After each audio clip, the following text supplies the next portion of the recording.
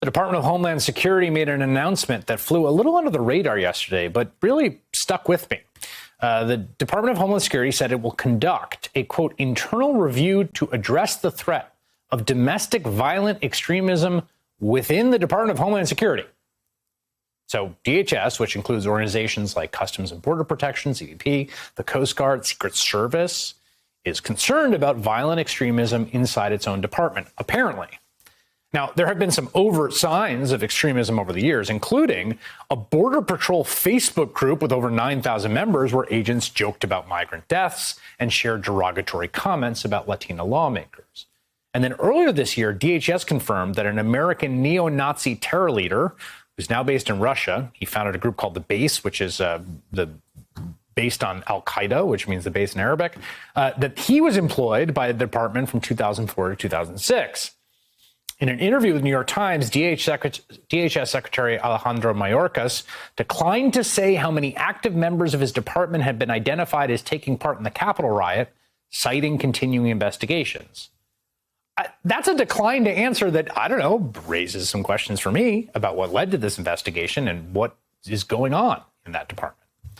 Ryan Devereaux has extensively covered the Department of Homeland Security for The Intercept, including infiltrating that infamous Border Patrol Facebook group, and he joins me now. Ryan, you have been on this beat for a while. I imagine the announcement didn't come as a surprise to you, but I'm still curious what your reaction was, what your sense of where this is coming from is. Yeah, that's right, Chris. It didn't come as a surprise. It would actually be more concerning to me if Secretary Mayorkas didn't take some sort of action like this after what we've seen over these past several years. Some of the examples you laid out there at the beginning of the segment, we had the Border Patrol Facebook group, I'm 1015, nearly 10,000 members. I'm 1015 was the name of the group. And it was some of the most vile content that I've seen online. It was agents, current and former agents, joking about roasting unaccompanied migrant children over an open flame, talking about committing violence against sitting lawmakers at the time that those lawmakers were visiting their Border Patrol stations. And they're, I think, probably most concerning was last summer during the George Floyd protests. We got access to some files of DHS sort of intelligence that was being circulated around the country at the time regarding protests. And there was serious intelligence indicating far-right threats to protesters, to Black Lives Matter demonstrations. And what we learned was that those sort of internal red flags that were raised at the time were according to the head of DHS's Intelligence and Analysis Office, according to his whistleblower statement, downplayed by the very heads of his department. And wow. In order to sort of amplify the threat from the left that President Trump was amping at the time. So it's been clear for a while that there's a politicization problem within the Department of Homeland Security and a politicization sort of towards the far right. So yeah, like I said, not surprised. I think this is going to be a challenging task for the secretary to undertake, but clearly a necessary one. Yeah, I mean, it's funny when we say politicization because it gets to what I think is tricky here and difficult in terms of First Amendment terrain, right? I mean, you know, yeah. you can be a member in good standing of the federal government workforce and have any politics you want, within some boundaries, right? You can't be like an open insurrectionist.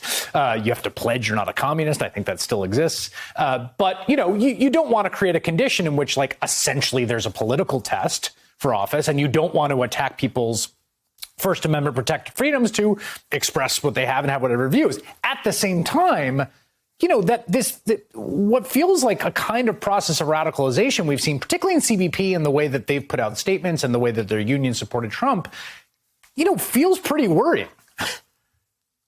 I mean, that's absolutely correct. And I think that is going to be the extremely difficult line for this administration and Mayorkas to walk here, is sort of balancing the First Amendment rights of personnel within the Department of Homeland Security, and then the very real risks of having radicalized people responsible for the detention of some of the most vulnerable populations in this country. I mean, it's worth keeping in mind when we're talking about CBP, we're talking about the largest police force essentially in the United States. We're talking about DHS. We're talking about a massive department. I mean, it's huge.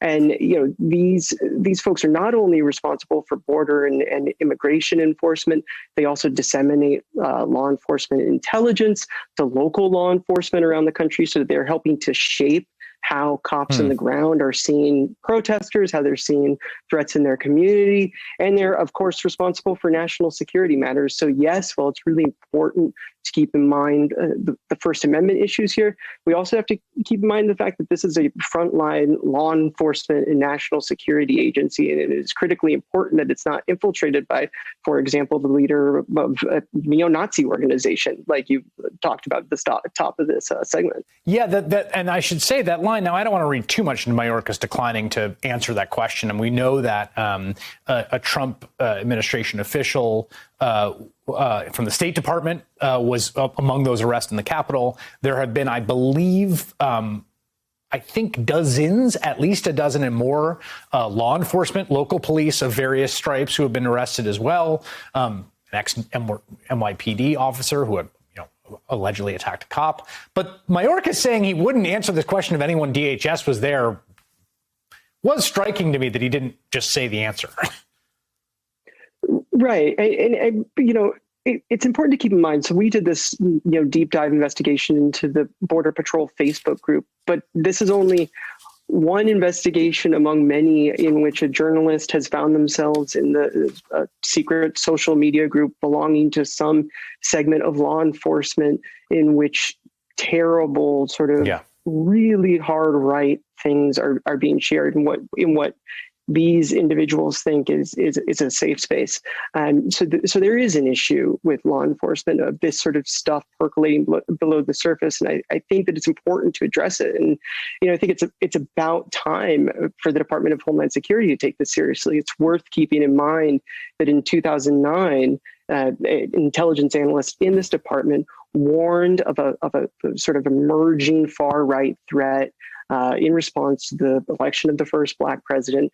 And his report was sort of buried amid outrage from conservative Republicans. And he was driven out of the department and his team was shut down. And a lot of what he was warning about at the time came to fruition. That was the Department of Homeland Security. So, it is a long time coming for DHS. Hey, thanks for watching our YouTube channel. You should know that you can follow today's top stories and breaking news and catch up on your favorite MSNBC shows all in one place. Download the NBC News app today.